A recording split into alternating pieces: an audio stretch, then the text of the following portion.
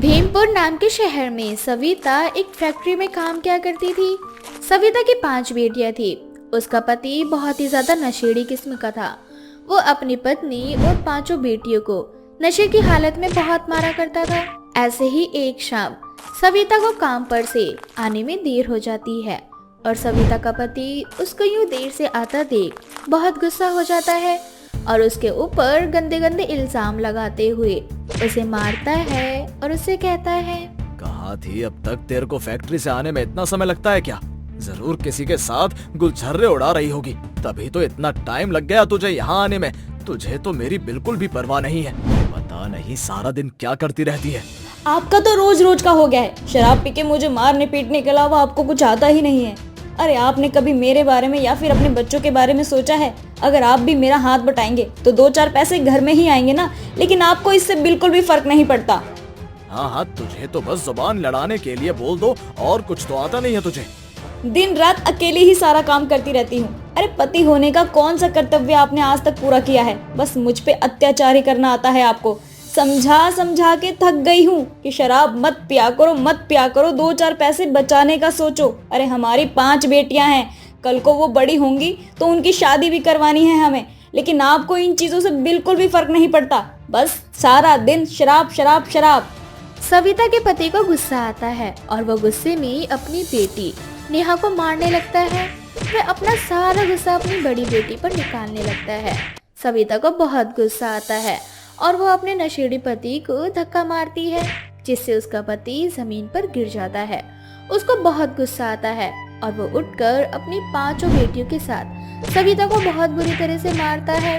इसी बीच सविता घर में ही रखा एक कुल्हाड़ी उठाती है और अपने पति को डराते हुए धमकाने लगती है। मैं अपनी 5 बेटियों को लेकर यहाँ से खुद जा रही हूँ। अपने शराब का इंतजाम तुम खुद कर लेना, और तुम्हारे लिए आज से तुम्हारी पत्नी और तुम्हारी 5 बेटियां मर चुकी हैं। हाँ, जाओ। एक मर्द के बिना एक औरत का जीवन अधूरा होता है। जब दर दर की ठोकरें खाएगी ना यहाँ वहाँ, तो अपने आप तुझे मेरी याद आएगी और फिर मुंह उठाकर सीधा मेरे पास ही आएगी तू। मैं तुझे मार मार कर उल्टा भगा दूंगा। मैं तो भगवान से यही दुआ करूंगी कि वो मुझे कभी भी तुम्हारे पास ना भेजे। मरना पसंद करूंगी, लेकिन तुम्हारे पास आना नहीं। भगवान तुम जैसा पति किसी को भी ना दे। चल जा यहाँ से जल्दी। तुझे अपनी बेटियों को लेकर यहाँ से जाना है ना, जा। आज तक तूने मुझे कुछ दिया है? शादी के बाद तो नहीं, 5 बेटियों का बोझ और दे दिया मुझे। एक बेटा दे देती तो कम से कम वो मेरा सहारा बनता। ना मैं तुझसे खुश हूँ, न ये तेरी 5 बेटियों से। सविता अपनी 5 बेटियों को लेकर अपने नशेड़ी पति को छोड़कर हमेशा हमेशा के लिए घर छोड़कर निकल जाती है। उसे समझ में नहीं आ रहा था अपने बच्चे को लेकर कहाँ जाए। नेहा जो कि 16 वर्ष की है, वो अपनी माँ को समझाते हुए कहती है, माँ, अब हम कहाँ जाएंगे? हमारे पास तो घर भी नहीं है और शाम होने को आ रही है। अब हम लोग कहाँ रहेंगे माँ? वो तो मुझे भी नहीं पता बेटा कि हम कहाँ जाएंगे, क्या करेंगे, कहाँ रहेंगे। बस भगवान पे भरोसा रखो, वो कोई ना कोई रास्ता जरूर निकालेगा। माँ, बहुत भूख लग रही है मुझे। मौसम भी खराब हो चुका है। मुझे तो बहुत डर लग रहा है माँ। भगवान हमारे साथ ही ऐसा क्यों करता है? ना हमें पापा अच्छा दिया और ना ही हमारी जिंदगी अच्छी है। ऐसा कुछ भी नहीं है बेटा, भगवान ने हमारे लिए कुछ अच्छा सोचा है, तभी तो हम उस घर से निकलकर यहाँ आए हैं। और भगवान के ऊपर भरोसा बनाए रखो, क्योंकि समय एक जैसा नहीं होता। आज हमारा समय ऐसा है, कल को अच्छा भी होगा। सविता को कुछ भी समझ में नहीं आ रहा था कि वो अपने बच्चों की भूख कैसे मिटाए। वो अपने बच्चों को लेकर एक सुनसान रास्ते पर आ जाती है और धीरे धीरे शाम भी हो चुकी थी। चारों तरफ अंधेरा छा गया था। सविता अपनी 5 बेटियों के साथ उस स्थान पर खुद को असुरक्षित महसूस कर रही थी, लेकिन किसी तरह से सविता अपनी 5 बेटियों के साथ भूखे प्यासे रात गुजारती है। सुबह होते ही अपनी 5 बेटियों को लेकर सड़क किनारे दर दर भटक रही होती है। सविता के दिमाग में बहुत सारी टेंशन चल रही थी। सड़क पर एक तेज रफ्तार से गाड़ी आती है। एक कार सविता को टक्कर मार देती है और उस एक्सीडेंट से सविता की मौत हो जाती है। ये देख सविता की 5 छोटी छोटी बेटियां बहुत ज्यादा घबरा जाती है और वो रोने लगती है। सविता की सिर्फ एक ही बेटी बड़ी थी, नेहा। माँ के जाने के बाद नेहा के ऊपर अपनी 4 ही बहनों की जिम्मेदारी आ गई थी।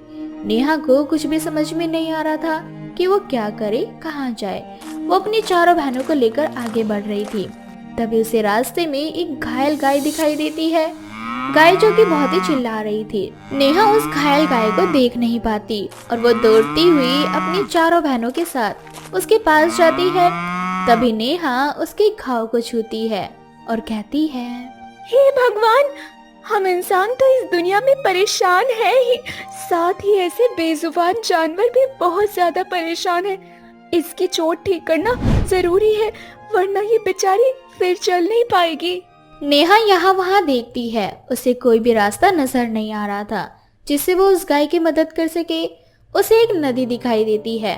वो 2 बड़े बड़े पत्ते तोड़कर उनको जोड़कर पानी पीने योग्य बनाती है और उसमें पानी भर कर लेकर आती है और उस गाय को पिलाती है। फिर उसके चोट पर बार बार हाथ फेर रही होती है। उस गाय की चोट देखकर नेहा को बहुत बुरा लगता है और वो रोने लगती है। तभी वो गाय नेहा से कहती है, मत रो मेरी बच्ची, सब ठीक हो जाएगा और मुझे कोई चोट नहीं लगी। मेरे दर्द को देखकर तुझे रोना आ गया। ये देखकर मेरा मन बहुत ज्यादा भावुक हो गया। मैं यहाँ बहुत देर से इस चोट के साथ बैठी थी, लेकिन यहाँ आता जाता कोई भी व्यक्ति मेरी चोट की तरफ अपनी नजर उठाकर नहीं देखता। लेकिन तू इतनी छोटी सी उम्र में अपनी 4 बहनों को लेकर दर दर भटक रही है और जब तूने मेरी चोट देखी तो तुझसे रहा नहीं गया। ये क्या आप बोल सकती हैं? हाँ, क्योंकि मैं जादुई गाय हूँ और यहाँ मैं अक्सर अच्छे लोगों की तलाश करती हूँ और आज मैंने अच्छे लोगों की तलाश में तुम्हें पाया। तुम बहुत अच्छी हो बेटा, मैं जानती हूँ तुम बहुत ज्यादा परेशान हो। तुम्हारे पास रहने को खाने को कुछ नहीं, लेकिन फिर भी तुम अपने गम को भुलाकर मेरे दर्द में शामिल हो गई। मैं बहुत परेशान हूँ गाय माता। मेरे साथ साथ मेरी 4 छोटी बहनें भी हैं। उन सब की जिम्मेदारी मेरे सर पर है। मुझे कुछ भी समझ नहीं आ रहा कि मैं क्या करूँ। तुम चिंता मत करो, मैं जादुई गाय हूँ और मैं तुम्हारी मदद करूँगी। मैं तुम 5 बहनों को जादुई बाल देती हूँ। इस बाल की मदद से तुम अपने जीवन में हर वो चीज हासिल कर पाओगी जिसकी तुम्हें जरूरत है।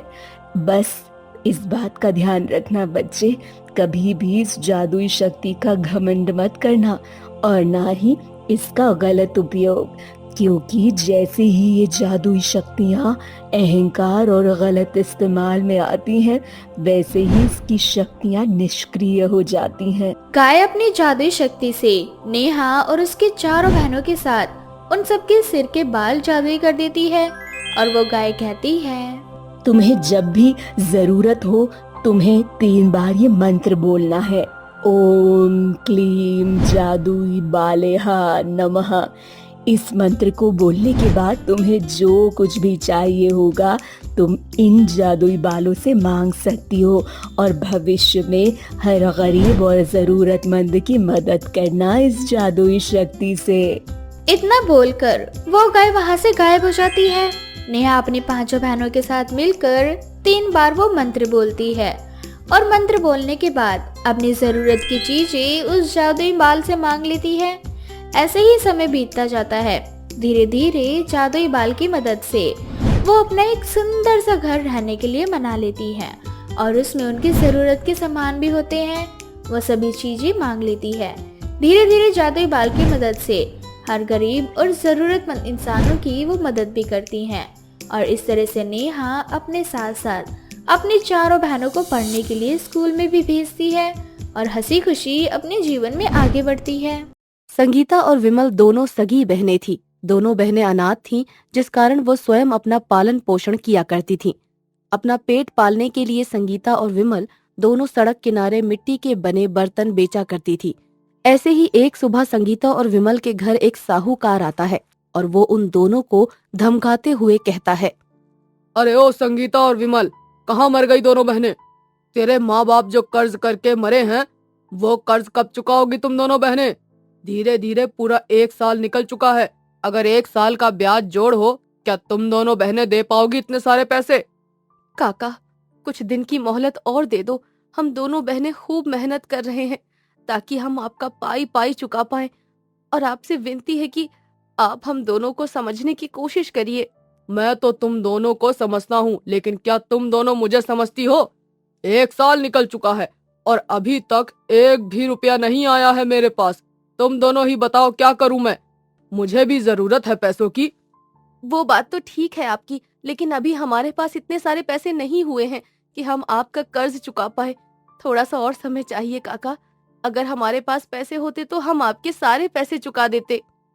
1 हफ्ते का समय दे रहा हूँ तुम दोनों को। अगर 1 हफ्ते में तू मेरा कर्ज चुका सकी तो ठीक है, वरना मैं तुझे घर से हमेशा के लिए निकाल दूंगा और ये घर मैं रख लूंगा हमेशा के लिए। नहीं काका, ऐसा मत करिए।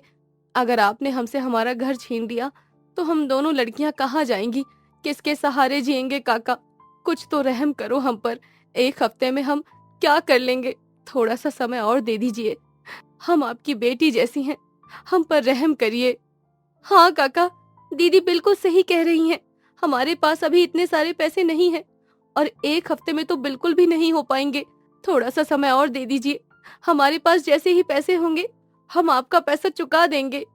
ठीक है, 1 हफ्ते में नहीं कर सकी तो मैं 1 महीना दे रहा हूँ। अगर 1 महीने में भी तुम नहीं कर सकी तब तो मैं अपने हाथ जोड़ रहा हूँ। तब मजबूरन मुझे ये घर खाली करवाना होगा। पैसे कोई खैरात में थोड़ी ना आते हैं कि मैं तुम जैसे लोगों पर फेंकता फिरूं। अरे जब देने की औकात नहीं है तो लिए क्यों थे? साहूकार इतना बोलकर वहां से चला जाता है। ऐसे ही कुछ दिन बीत जाते हैं, मगर संगीता और विमल कहीं से भी पैसों का इंतजाम नहीं कर पाती। ऐसे ही एक दिन दोनों बहनें बाजार में मिट्टी के बर्तन बेच रही होती हैं। तभी एक बुढ़िया वहां पर आती है और वो बुढ़िया उन दोनों बहनों से कहती है, बच्चों, तुम्हारे पास कुछ खाने के लिए मिलेगा? हमारे पास 2 रोटी और थोड़ा सा गुड़ है। आपको भूख लगी है तो आप यही खा लीजिए। जो भी है बेटा, तुम वो दे दो मुझे खाने के लिए, मैं खा लूंगी। अच्छा अम्मा, ये लो। संगीता और विमल दोनों अपने हिस्से की एक एक रोटी गुड़ के साथ उस बुढ़िया को दे देती हैं। वो बुढ़िया बड़े ही चाव से गुड़ और रोटी खाने लगती है। खाने के बाद बुढ़िया दोनों बहनों से कहती है, अरे बेटा, तुम्हारा बहुत बहुत शुक्रिया। मैं कई दिनों से भूखी थी, लेकिन हर जगह से मुझे लोग धिक्कार कर भगा दिया करते थे, लेकिन तुम दोनों ने मुझे बड़े ही प्यार से रोटी दी है, और एक भूखे को खाना देने वाला सबसे बड़ा होता है। कोई बात नहीं अम्मा, वैसे भी आपको हमसे ज्यादा भूख लगी थी तो आपका खाना ज्यादा जरूरी था। हमारा क्या है, हम तो बाद में भी खा लेंगे। मगर तुम दोनों को देखकर लगता है कि तुम बहुत परेशान हो बेटा। परेशान तो है अम्मा, लेकिन क्या करें, कुछ समझ नहीं आ रहा। तुम मुझे बताओ क्या दिक्कत है? क्या पता मैं तुम्हारी कुछ मदद कर सकूं। अम्मा, हमारे पास सिर्फ और सिर्फ 1 महीने का समय है और इस 1 महीने में हमें साहूकार को पैसे देने हैं, और अगर हमने पैसे नहीं दिए तो वो साहूकार हमसे हमारा घर छीन लेगा और हमारे पास घर के अलावा और कुछ भी नहीं है। कितने पैसे देने हैं साहूकार को? अम्मा, यही 1,00,000-1,50,000 रुपए देने हैं। इतने सारे पैसे कहाँ से आएंगे बेटा? वही तो हमें समझ में नहीं आ रहा है कि इतने सारे पैसे हम कहाँ से लाएंगे और इतने कम समय में कैसे होगा ये सब। और अगर पैसों का इंतजाम नहीं हुआ तब तो वो साहूकार हमें उस घर से हमेशा के लिए निकाल देगा और हम बेघर हो जाएंगे। तभी वो बुढ़िया एक जादूगरनी में बदल जाती है। बुढ़िया को ऐसे जादूगरनी में बदलते हुए देखकर विमल और संगीता हैरान हो जाते हैं और वो उस बुढ़िया से कहते हैं, ये सब क्या है? आप कौन हैं? मैं एक जादूगरनी हूँ और मैं यहाँ वहाँ घूमकर सबकी मदद करती हूँ, और जो मन के अच्छे और सच्चे होते हैं मैं उनकी खूब मदद करती हूँ। तुम दोनों मन की बहुत अच्छी और सच्ची हो, इसीलिए मैं तुम्हारी मदद करने आई हूँ। क्या सच में आप हमारी मदद करेंगी? हाँ मेरे बच्चों, मैं सच में तुम्हारी मदद करूंगी। लेकिन आप हमारी मदद कैसे करेंगी? वो तुम मुझ पर छोड़ दो। वो जादूगरनी अपनी जादुई शक्तियों से विमल और संगीता को 3 जादुई लहंगे देती है। 3 जादुई लहंगे दिखने में काफी ज्यादा सुंदर थे। एक लहंगा जो कि सोने का होता है, दूसरा लहंगा जो कि चांदी का होता है और तीसरा लहंगा जो कि हीरे का होता है। तीनों लहंगे वो जादूगरनी विमल और संगीता को दे देती है और कहती है, ये तीनों लहंगे जादुई हैं और ये लहंगे उन्हीं व्यक्तियों को मिलते हैं जो मन के अच्छे और सच्चे होते हैं। तुम दोनों बहनों ने मेरा दिल जीत लिया, इसीलिए मैं तुम्हें ये जादुई लहंगे दे रही हूँ। पहला लहंगा जो कि सोने का है, जिससे तुम जब भी चाहो जितना चाहो उतना सोना ले सकती हो। और दूसरा लहंगा जो कि चांदी का है। उस लहंगे से तुम अपने घर की आर्थिक स्थिति मजबूत कर सकती हो और तुम जो चाहो मुझसे मांग सकती हो। लेकिन कभी भी इन जादुई लहंगों का गलत इस्तेमाल मत करना, वरना ये हमेशा गलत इस्तेमाल होने पर इसका जादू उल्टा हो जाएगा। हाँ जादूगरनी, हम सब इस बात का हमेशा ध्यान रखेंगे। हम कभी भी इस जादू का गलत इस्तेमाल नहीं करेंगे। और जादूगरनी, ये तीसरा लहंगा, इसका क्या काम है? तीसरा लहंगा जो कि हीरे का है, ये लहंगा तुम्हें हमेशा हीरा देगा और इस हीरे की चमक से तुम्हारे घर की चमक बरकरार रहेगी, तुम्हारे चेहरे की सुंदरता बरकरार रहेगी और तुम भविष्य में भी कभी भी बीमार नहीं पड़ोगी। और एक बात हमेशा याद रखना, इस जादू के बारे में कभी भी किसी से मत कहना। जादूगरनी संगीता और विमल को वो जादुई लहंगे देकर वहां से हमेशा हमेशा के लिए चली जाती है। और ऐसे ही जादुई लहंगे की मदद से विमल और संगीता अपने सर पर जो भी कर्ज थे उन सबको खत्म कर देती हैं और धीरे धीरे उनके घर की आर्थिक स्थिति भी अच्छी होने लगती है और जादू की मदद से दोनों अपनी जिंदगी में आगे बढ़ती हैं।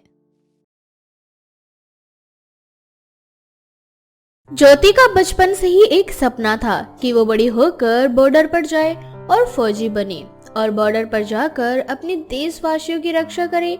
लेकिन ज्योति की माँ कोमल को ज्योति का फौजी बनना बिल्कुल भी पसंद नहीं था और वो नहीं चाहती थी कि उसकी बेटी फौजी बने। इसलिए कोमल को उसकी हमेशा चिंता लगी रहती थी। इसलिए जब ज्योति अपनी इच्छा अपनी माँ कोमल के सामने जाहिर करती है तो कोमल ज्योति से बोलती है, बेटा, ऐसा नहीं है कि मैं तेरी खुशियों में खुश नहीं हूँ, बल्कि मैं तो चाहती हूँ कि तू मेरा नाम रोशन करे। पर तू एक फौजी के अलावा कुछ और बन भी तो नहीं सकती ना। और वैसे भी अब तेरी शादी की उम्र हो गई है, मुझे पहले तेरी शादी करवानी है। लेकिन माँ, मुझे देश के लिए लड़ना है, ना कि खुद से। अगर आपको मेरी शादी करवानी ही है तो मेरी एक शर्त माननी होगी आपको। मुझे तेरी सारी शर्तें मंजूर हैं, बस इस रिश्ते के लिए हाँ कर दे। माँ, मैं इस रिश्ते के लिए तभी हाँ करूंगी जब आप मुझे फौजी बनने दोगे और मेरा फौज में सिलेक्शन हो जाएगा, तभी मैं शादी करूंगी। और शादी उसी लड़के से करूंगी जिसे मेरे फौज में जाने से कोई ऐतराज ना हो। अब कोमल ज्योति के सामने हार मान लेती है। इसी तरह से कुछ महीने बीत जाते हैं और ज्योति सारे टेस्ट बड़ी ही आसानी से पास कर लेती है। अब बस ज्योति का इंटरव्यू और ज्वाइनिंग लेटर आना बाकी रहता है। इसी बीच कोमल एक बार फिर ज्योति के सामने शादी की बात छेड़ती है और इस बार ज्योति शादी के लिए हाँ कर देती है। कुछ ही दिनों में अमन नाम का लड़का अपनी माँ गीता के साथ ज्योति को देखने आता है, जहाँ ज्योति गीता और अमन से बोलती है, देखिए, मुझे अपनी माँ पर पूरा भरोसा है और मेरी माँ को आप लोगों पर, इसीलिए मुझे ये रिश्ता मंजूर है। लेकिन मैं आप सभी के सामने एक शर्त रखना चाहती हूँ। ज्योति की बातें सुनकर गीता अंदर ही अंदर जल जाती है, लेकिन वो अपना गुस्सा शांत करते हुए ठंडे दिमाग से काम लेती है और ज्योति से बोलती है, कैसी शर्त बेटा? मैं एक फौजी बनना चाहती हूँ और मैंने अपने सभी टेस्ट पास कर लिए हैं। बस कुछ ही दिनों बाद मेरा इंटरव्यू होगा। इंटरव्यू होने के बाद मेरा ज्वाइनिंग लेटर आ जाएगा और ज्वाइनिंग लेटर शादी के बाद या फिर कुछ ही दिनों में आ जाएगा। और इसीलिए मुझे देश की सेवा करने के लिए जाना पड़ सकता है। मैं ये सब आप सभी को पहले ही बता देना चाहती हूँ, ताकि बाद में जब मैं देश की सेवा करने के लिए सरहद पर जाऊँ तो आप लोगों को कोई आपत्ति ना हो। ज्योति की बात सुनते ही गीता बोलने ही वाली होती है कि तभी अमन अपनी माँ का हाथ पकड़ लेता है और हंसते हुए ज्योति से बोलता है, ज्योति जी, ये तो आपने बहुत अच्छी खबर सुनाई है। ये तो हमारे लिए गर्व की बात होगी, खासकर मेरे लिए कि मेरी बीवी फौज में है। मुझे तो आप बहुत पसंद हैं, इसीलिए आप फिक्र मत कीजिए। आप शादी के बाद भी देश की और अपने ससुराल वालों की सेवा कर सकती हैं। ये बात सुनकर ज्योति और उसकी माँ कोमल दोनों ही बहुत खुश होते हैं। तो वहीं गीता के होठों की खुशी चली जाती है। अब गीता मुंह बनाती हुई घर से जाती है, जहाँ अमन अपनी माँ को समझाते हुए उससे बोलता है, माँ कभी तो ठंडे दिमाग से काम लिया करो, आप बेकार ही गुस्सा हो रही हैं। अरे वो लड़की ज्योति हमारी तिजोरी की चाबी है, चाबी। वो कैसे? आपको क्या चाहिए था? दहेज बहुत सारा, और मुझे चाहिए था कि मुझे ऐसी बीवी मिले जिसके साथ मैं अपनी गर्लफ्रेंड को भी घुमा सकूं, और जैसे अभी ऐश कर रहा हूं वैसे ऐश कर सकूं। और ज्योति वही लड़की है। माँ सोचो, अगर ज्योति इस घर की बहू बन जाए और वो शादी के बाद सरहद पर जाकर देश की सेवा करे, तो यहाँ क्या चल रहा है उसे कैसे पता चलेगा? उसके जाने के बाद मैं करूंगा दूसरी शादी और आपको मिलेगा बहुत सारा दहेज। एक बहू से आपको मिलेगी उसकी हर महीने की सैलरी, और दूसरी बहू करेगी आपकी सेवा। अरे बेटा, तेरा दिमाग तो कंप्यूटर से भी तेज चलता है, पर ये ख्याल मेरे दिमाग में क्यों नहीं आए? पर कोई बात नहीं, अब तो मैं चाहती हूँ कि ये रिश्ता जल्द से जल्द पक्का हो, ताकि वो लड़की मेरे घर की बहू बने और शादी के बाद देश की सेवा करने के लिए चली जाए। इस तरह से गीता और अमन सारा प्लान बना लेते हैं। अब बहुत जल्द अमन की शादी ज्योति से हो जाती है। शादी होने के बाद वो लोग इसी फितरत में रहते हैं कि जब ज्योति देश की सेवा करने के लिए बॉर्डर पर जाए। ऐसे ही कुछ दिन बीत जाते हैं, पर अब तक ज्योति का ज्वाइनिंग लेटर नहीं आता। इस वजह से ज्योति फौज में भर्ती होने के लिए नहीं जा पा रही थी। ऐसे ही कुछ दिन बीत जाते हैं और गीता ज्योति के पास जाकर उससे बोलती है, बहू, तुम तो फौज में जाने वाली थी ना, क्या हुआ अब तक तुम गई नहीं? माँ जी, आप बिल्कुल सही कह रही हैं। जब तक मेरा ज्वाइनिंग लेटर नहीं आ जाता तब तक मैं नहीं जा सकती। ना जाने मेरा ज्वाइनिंग लेटर कब आएगा। इतना बोलकर ज्योति एक बार फिर से कामों में लग जाती है। अब इसी तरह से कुछ दिन और बीत जाते हैं और एक दिन ज्योति का ज्वाइनिंग लेटर आ जाता है। ज्वाइनिंग लेटर देखकर ज्योति फूले नहीं समाती और उसके सभी घर वाले खुश होते हैं और बहुत जल्द ज्योति देश की रक्षा करने के लिए फौज में भर्ती हो जाती है। कुछ महीने तक ज्योति की ट्रेनिंग चलती है और ट्रेनिंग खत्म होने के बाद वो बॉर्डर पर तैनात हो जाती है। आज काफी दिनों बाद ज्योति को छुट्टी मिली थी, इसलिए वो घर आती है।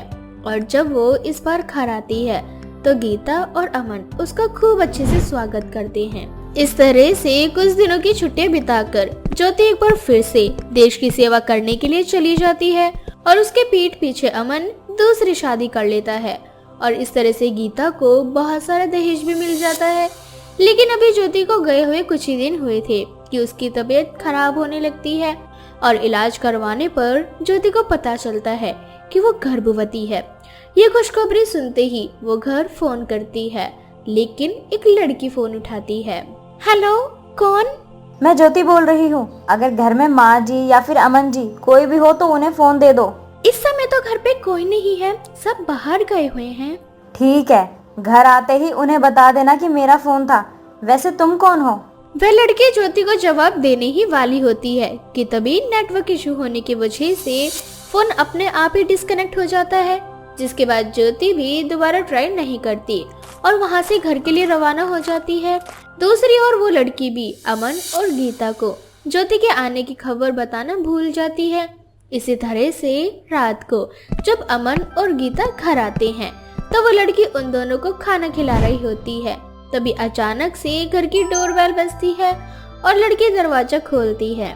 दरवाजा खोलने पर एक फौजी लड़की को देख वो लड़की आवाज देती हुई बोलती है, माँ जी, अमन जी, हमारे घर पर कोई फौजी लड़की आई है। उस लड़की के मुंह से गीता को माँ जी शब्द बोलते ही ज्योति उस लड़की को धक्का देकर अंदर आती है और घर वालों से बोलती है, वैसे ये लड़की कौन है जो मेरे घर को अपना घर बोल रही है और माँ जी को माँ जी बोल रही है? मैं इस घर की बहू हूँ, तुम फौजी हो इसलिए मैं तुम्हारा सम्मान कर रही हूँ। इसका मतलब ये नहीं कि तुम मेरा अपमान करोगी। ये सुनते ही ज्योति के पैरों तले जमीन खिसक जाती है और वो रोती हुई बोलती है, एक गर्भवती फौजी के साथ धोखा? गर्भवती? हाँ, मैं गर्भवती हूँ और यही बताने के लिए मैंने कल दिन में आप लोगों को फोन किया था, लेकिन आप लोगों का फोन नहीं लगा। फिर मैंने सोचा कि क्यों ना मैं आप लोगों को सरप्राइज दूं, इसीलिए मैं बिना बताए यहाँ आ गई। और यहाँ आकर मुझे पता चला कि मेरे साथ इतना बड़ा धोखा हुआ है। जब उस लड़की को ज्योति के बारे में पता चलता है तो वो लड़की भी हैरान हो जाती है और उसे पता चलता है कि अमन ने सिर्फ ज्योति को ही नहीं बल्कि उसे भी धोखा दिया है। इसके बाद ज्योति और वो लड़की एक हो जाते हैं और ज्योति उस लड़की के साथ मिलकर गीता और अमन को कोर्ट तक घसीटते हुए ले जाती हैं और वो दोनों अमन से तलाक लेकर उन दोनों माँ बेटे पर धोखाधड़ी का केस कर डालती हैं। इस तरह से गीता और अमन को उसके किए की सजा मिल जाती है और कुछ महीनों बाद ज्योति एक बहुत ही प्यारे बच्चे को जन्म देती है और उसी के साथ अपनी जिंदगी व्यतीत करती है और देश की आजीवन सेवा करती है।